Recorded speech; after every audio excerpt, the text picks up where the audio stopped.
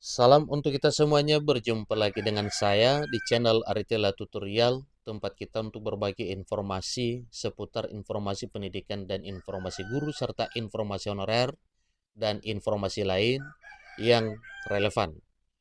Pada pertemuan ini, saya ketemu lagi dengan Bapak Ibu. Saya menyapa Bapak Ibu semuanya, ada satu hal penting yang perlu saya sharekan kepada Bapak Ibu terkait dengan informasi yang sebelumnya sudah kita publish melalui channel ini, bahwa ada ya skema pensiun tambahan yang wajib. Nah, Bapak Ibu, terkait dengan informasi tersebut, ada satu informasi yang dimuat oleh media nasional dengan judul bocoran skema pensiun tambahan wajib yang sedang dibahas. Iuran sampai 15%. Nah, Bapak Ibu, terkait dengan hal ini tentunya apabila bertambah, maka jelas itu adalah salah satu beban dari peserta pensiun. Nah, mari ikuti informasinya sampai selesai dan jangan lupa support terus channel ini dengan cara like dan subscribe, share, dan komen, serta nyalakan tombol notifikasinya supaya semua informasi yang disalurkan melalui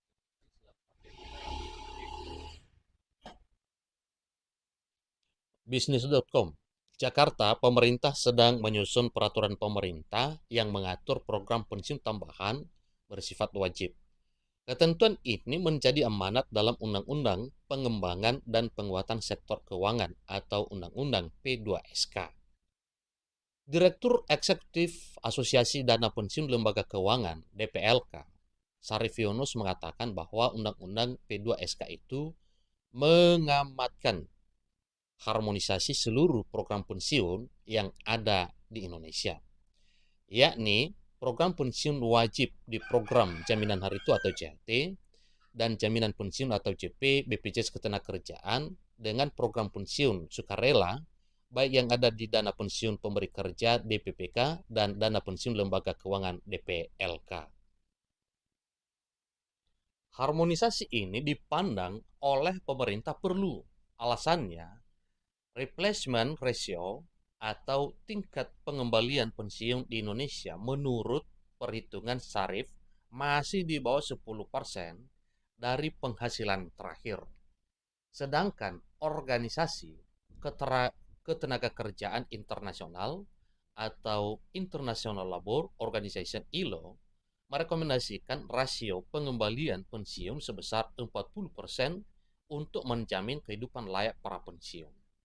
Nah, tentunya ini merupakan satu hal penting Bapak Ibu, karena memang dengan tambahan dana pensiun yang 15% ini akan meningkatkan pendapatan para pensiunan hingga sekian setiap bulannya. Sarif menghitung untuk mengejar angka 40% tersebut diperlukan kontribusi iuran per bulan mencapai 15%. Sedangkan dari iuran JHT dan JP saat ini besarannya masih 8,7%. Dengan begitu, iuran perlu ditingkatkan sebesar 6,3%. Di dalam diskusi yang beredar, program pensiun tambahan wajib ini sifatnya adalah dari yang wajib atau total iuran, sekarang 8,7% itu diplan, ya, direncanakan nanti jadi 15%. Diplan itu artinya tidak serta-merta, tetapi dia akan berlangsung sampai, kalau dugaan saya, sampai 2040-an. Ini kata Sarif kepada bisnis pada Jumat 19 pada Jumat 13 September 2024, ya. Ini baru-baru ini Bapak ya, tanggal 13 September 2024. Jadi caranya adalah dengan menaikkan.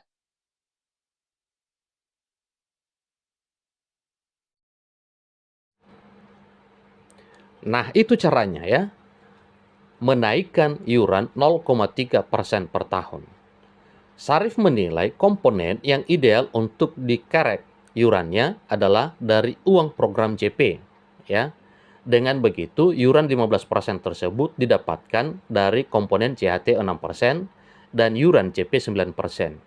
Saat ini komponen iuran JP sebesar 3%, maka untuk mencapai 9%, Sarif memperkirakan perlu waktu 7 tahun dengan kenaikan bertahap. Selanjutnya, untuk menjaga industri dana pensiun tetap sehat, pemerintah melibatkan dana pensiun di luar BPJS. Dia menjelaskan dalam pembahasan program pensiun wajib saat ini sedang dipertimbangkan adanya batas upah pekerja. Jadi informasi mengenai bahwa tambahan iuran pensiun sampai 15% itu Bapak Ibu itu masih dikelotkan ya, masih dibahas. Sarif memberi contoh bila batasan upah ditetapkan 10 juta per bulan, maka pekerja dengan upah di bawah 10 juta, iuran dana pensiunnya akan masuk dan dikelola BPJS. Sementara, bila seorang pekerja memiliki upah 40 juta, komponen iuran dari 10 juta itu akan dikelola BPJS, sementara komponen iuran yang 30 juta akan masuk dan dikelola DPLK dan DPPK. Dari BPJS pasti akan bertambah, dia punya aset kelolaan. Dana pensiun yang dalam definisi program sukarela hari ini, baik DPLK maupun DPPK, utamanya DPLK akan bertambah juga, jelas Sarif. Jadi pada saat yang sama, OJK akan menyiapkan sistem data pensiun nasional. Sarif menjelaskan sistem ini akan mencatat bagaimana pembagian iuran, pensiun, peserta antara yang masuk dan dikelola BPJS atau DPPK dan DPLK. Acuannya, presentase iuran yang diambil dari upah tersebut harus sama. Jadi kenaikan bertahap hingga 15% itu dihitung oleh para orang yang bisa menghitung seperti aktuarikan. Jadi itu dasarnya program pensiun tambahan bersifat wajib jelasnya. Sarif mengatakan bahwa pembahasan peraturan pemerintah terkait dengan kebijakan fiskal dengan melibatkan berbagai elemen seperti Kementerian Ketenagakerjaan, Otoritas Jasa Keuangan, Kamar Dagang dan Industri, hingga Asosiasi Pengusaha Indonesia. Dalam proses pembahasan tersebut, Sarif mengusulkan agar pemerintah mempertimbangkan pekerja dengan upah di bawah UMR. Pada tahap pertama, dia mengusulkan program pensiun wajib ini diberikan kepada pekerja dengan upah 10 juta per bulan. Baru nanti setelah 3 tahun misalnya diturunkan ke kelas di antara UMR ke 10 juta. Kalau saya mau bagi 3 fase ya, baru nanti yang di bawah UMR jelasnya. Sebelumnya Kepala Eksekutif Pengawas Perasuransian, Penjaminan dan Dana Pensiun OJK, Ogi Prastomyono, mengatakan bahwa ketentuan-ketentuan di dalam peraturan pemerintah yang mengatur soal program pensiun wajib ini harus mendapat persetujuan dari DPR. Isu terkait ketentuan batasan mana yang dikenakan untuk pendapatan, berapa yang kena wajib itu belum ada, karena peraturan pemerintah belum diterbitkan dan OJK kapasitasnya sebagai pengawas untuk melakukan program pensiun yang diamanatkan PPSK, kata Ogi.